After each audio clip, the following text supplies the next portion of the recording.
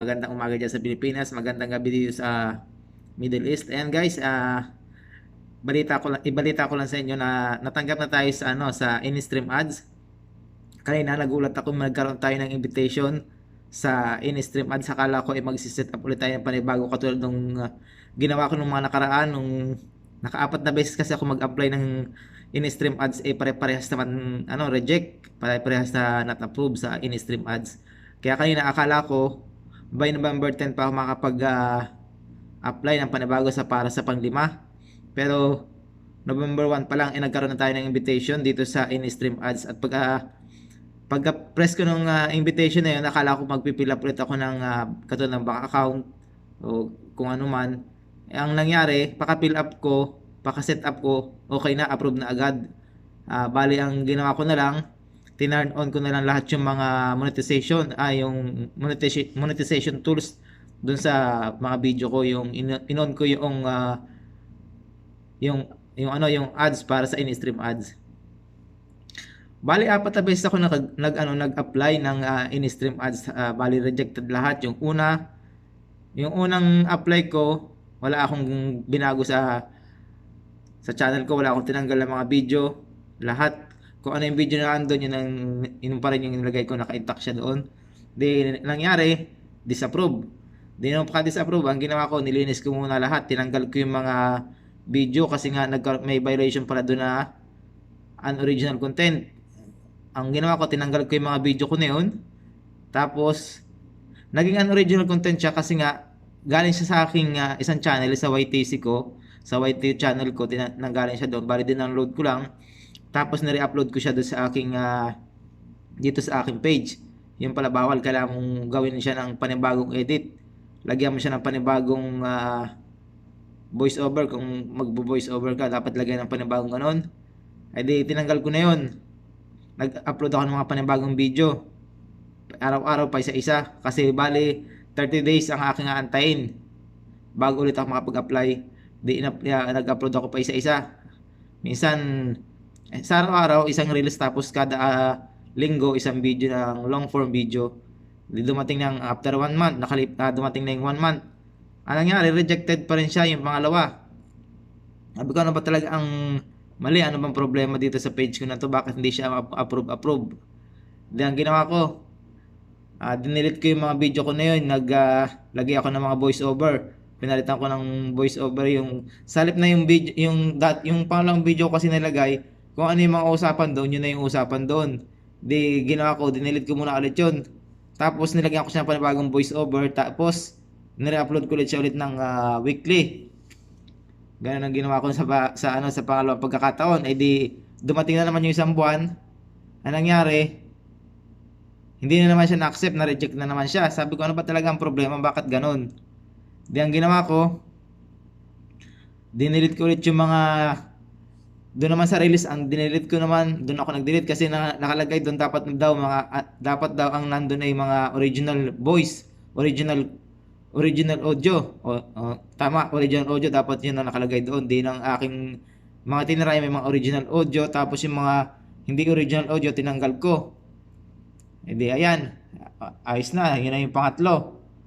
Tapos naisip ko baka naman doon din sa mga comment kasi nung una, ang ginawa ko nung nagsisimula pa lang tayo dito sa page, alam niyo na yung mga ginagawa natin nung una, nakikipagyakapan tayo sa mga bawat creator. Tapos sasabihin yung babalikan tayo, tapos hindi akma yung mga kino-comment natin doon sa mga video.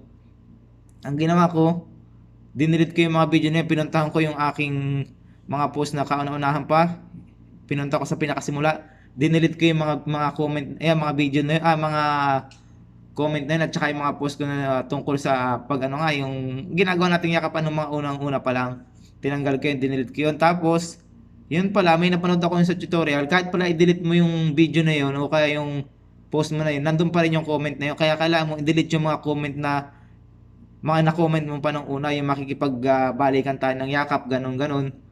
Kaya ang ginawa ko, pinuntahan ko yung aking activity log, tapos doon ko dinelete yung mga comment, yung mga reactions. Mula nung umpisa, bali ang intinira ko na lang yung bago na, yung nakapag-delete na ako, nakapag-upload na ako ng mga bago, yun na lang itinira ko. Doon sa activity log guys, pwede niyo dong i-select yung pinakang unang-una pa para ma-delete nyo talaga. Yun nga lang, medyo matrabaho kasi nga iisa-isahin mo. Pero kung halimbawa may computer ka o may laptop ka, mas mabilis doon mag-delete. Kasi sa cellphone, na nangyayari, naglo-loading pa siya bago ma-delete ang bawat isang comment.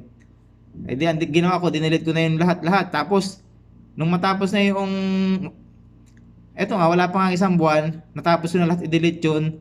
Kaya medyo hindi ako naging active nitong nakaraang buwan, hindi ako naging active sa pakikipag-resbackan. Kasi nga, ang ginagawa ko araw-araw, nagdi-delete ako ng mga comments, ng mga reactions ko, at saka yung mga post ko sa mga GC dati.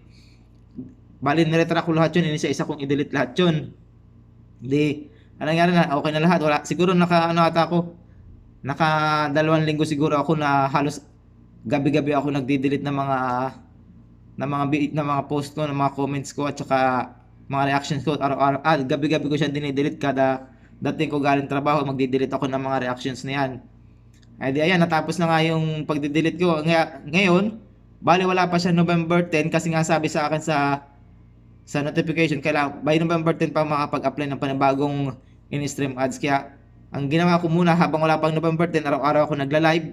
Kahit pa may 1 oras, may 30 minutes, may 25 minutes, may 15 minutes akong live kasi nga isinisingit ko lang siya araw-araw para kumbaga meron tayong tawag dito, attendance kay Meta. Kaya ngayon, nagulat ako kanina kasi nga nagkaroon ako ng notification na pwede na ako mag-apply ng in-stream ads. Bali, i-set up ko lang daw siya tapos okay na. Kaya kanina nagulat ako, sabi ko wala pa November 10 meron na tayong agad na invitation. Kaya guys, kung halimbawa nanggaling kayo sa pagiging, yung unang-una pa natin mga ginagawa yung pagkakaroon natin ng yakapan, sabi yung mga ginagawa natin na ako mauna tapos kayo susunod, tapos ilalagay ninyo sa comment yung ganun, hindi po pwede yan guys. Kailangan yung magko-comment kayo tungkol sa video na napanood ninyo, tapos yung pinuntahan yung bahay, alam na nila yung gagawin nun, talagang babalik sila sa iyo. Kaya huwag na kayo magko-comment ng puntahan yung sasabihin na ganun-ganon, balikan mo ako. Huwag na kayo magko-comment ng ganun guys. Kasi nga, kayo rin ang mahirapan mag-delete. Kasi nga, hindi na-approve pag halimbawa ganun. Yung ganun mga kino-commentin nyo, huwag na yung ganun. Kasi nga mahirapan kayo mag-delete. Kaya guys, hanggang hindi pa kayo nakakapag-apply ng in-stream ads, huwag kayo magko-comment ng ganun. Kung meron mang na-comment tayong ganun nung unang-una pa lang, i-delete nyo na guys. Yun ang aking maipapayo sa inyo guys, yung mag-delete ng video. Huwag na kayo maglalagay ng kung ano mga comment. Mag-comment lang kayo nang naayon sa video na napanood niyo.